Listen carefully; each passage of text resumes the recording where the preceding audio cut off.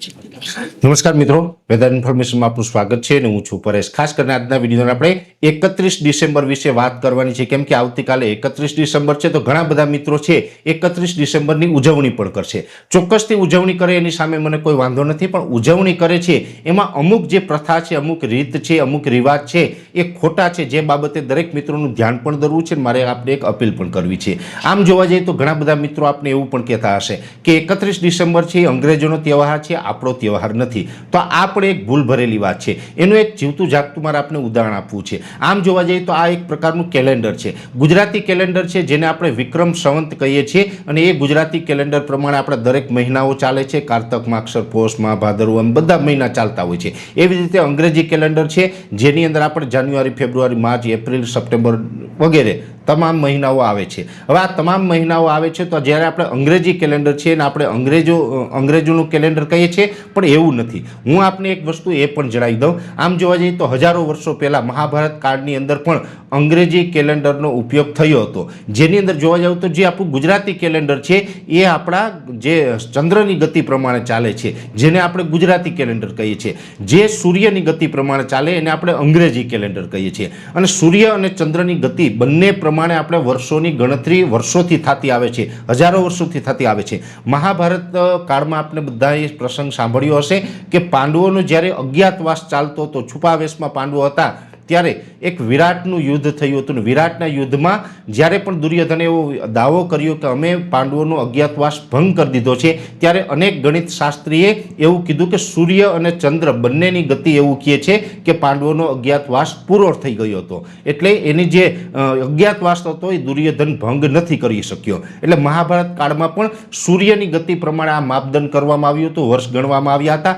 એ જ અંગ્રેજી કેલેન્ડર છે। અંગ્રેજોએ કાંઈ નવું નથી કર્યું, આપણા ઋષિમુનિઓ છે એ સૂર્ય અને ચંદ્રની બધાની ગતિ પ્રમાણે કેલેન્ડર બનાવીને ગયા છે, માત્ર અંગ્રેજોએ એની કોપી કરી છે। એટલે અંગ્રેજી કેલેન્ડર પ્રમાણે પણ આપણે વર્ષ ઉજવીએ એમાં કાંઈ ખોટું નથી, પણ કેવી રીતે ઉજવવું જોઈએ? આમ જોવા જઈએ તો સૂર્ય છે એને આપણે ભગવાન માનીએ છીએ, દેવનું સ્વરૂપ માનીએ છીએ। સૂર્ય દેવાય નમઃ આપણે એવું બોલીએ છીએ, તો સૂર્ય છે આપણા દેવ છે અને સૂર્યદેવને આપણે હંમેશા જળ પણ ચડાવતા આવ્યા છે। અને 2025ના વર્ષમાં આખું વર્ષ માટે સૂર્ય ભગવાને આપને પ્રકાશ આપ્યો, એની કૃપાથી આપણે પણ બધા તંદુરસ્ત જીવી શકીએ। જો સૂર્યપ્રકાશ ન હોય તો આપણે તંદુરસ્ત ન રહી શકીએ, સૂર્યપ્રકાશ ન હોય તો આપણા ખેતરમાં કોઈ ઉત્પાદન પણ ન આવે।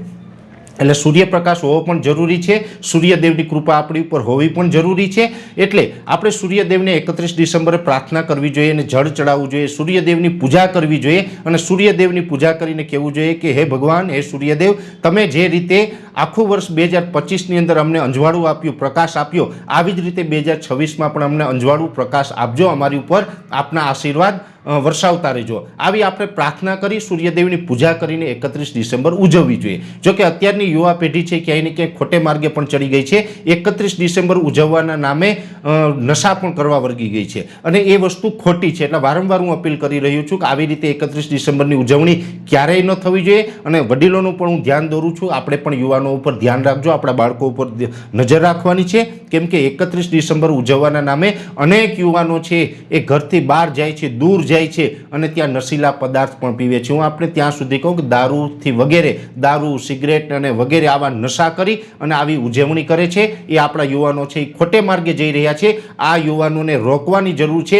31 ડિસેમ્બર તમે ઉજવો એની સામે કોઈ વાંધો નથી, સૂર્યની ગતિ પ્રમાણે આપણું વર્ષ પૂરું થઈ રહ્યું છે એટલે આપણે ઉજવવું જોઈએ। પણ એ વર્ષ કેવી રીતે ઉજવવું જોઈએ? તો કે 31 ડિસેમ્બરે આપણે સૂર્યદેવની પૂજા કરવી જોઈએ અને સૂર્યદેવને પ્રાર્થના કરવી જોઈએ। એવી રીતે ઉજવવામાં આવે તો એ આપણે યોગ્ય ઉજવણી કરવા કહેવાશે। પણ જો આપણે દારૂ ને આવું બધું પી અને જો આપણે ગાંડા થઈએ, લથડીઓ ખાઈએ, ગટરમાં પડેલા હોય અને એ જે પ્રવૃત્તિ કરીએ એ આપણા ભારત દેશની સંસ્કૃતિ નથી, આપણી પરંપરા નથી ને આ દેશને ક્યારે આ સંસ્કૃતિ શોભા નથી દેતી। એટલે દરેક યુવાન મિત્રોને મારી અપીલ છે કે 31 ડિસેમ્બરના દિવસે કોઈ આવા નશા કરીને તમે એવું માનતા હોય કે અમે આ તહેવાર ઉજવીએ છીએ, તો તહેવાર નથી ઉજવતા, તમે તમારું જીવન બરબાદ કરી રહ્યા છે। એટલે યુવાનો પણ હું અપીલ કરું છું, યુવાનો આવી રીતના કોઈ 31 ડિસેમ્બરની ઉજવણી ન કરે અને વડીલોને પણ ખાસ અપીલ છે કે આવતીકાલે 31 ડિસેમ્બર છે તો બધા જ પોતપોતાના છોકરાઓનું ધ્યાન રાખે, ક્યાં જાય, શું કરે ને કેવી રીતે એ તહેવારો મનાવે છે એનું ધ્યાન રાખવું એ પણ એક વડીલોની ફરજ છે। મને જે લાગતું હતું એ મેં આપને અહીંયા વાત કરવાનો પ્રયત્ન કર્યો છે, કેમ કે હંમેશા મારા વિડીયો છે મોટા ભાગે ખેડૂત પરિવાર જોતા હોય છે અને હું એવું ઈચ્છું છું કે મારા ખેડૂતનો દીકરો કોઈ આવા આડા રસ્તે ન ચડીએ, આવી ખોટી રીતે આવા તહેવાર ઉજવવાના નામે વ્યસનમાં ન પડીએ, એટલા માટે થઈને આ અપીલ કરવા માટે આ વિડીયો મેં બનાવ્યો છે.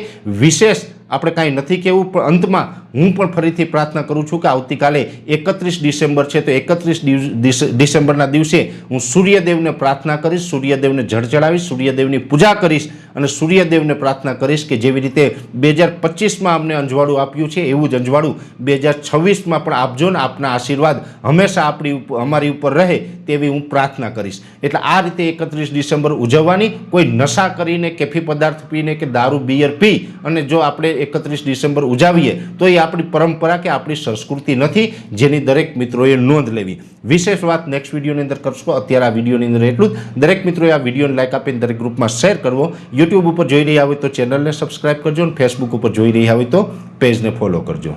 નમસ્કાર.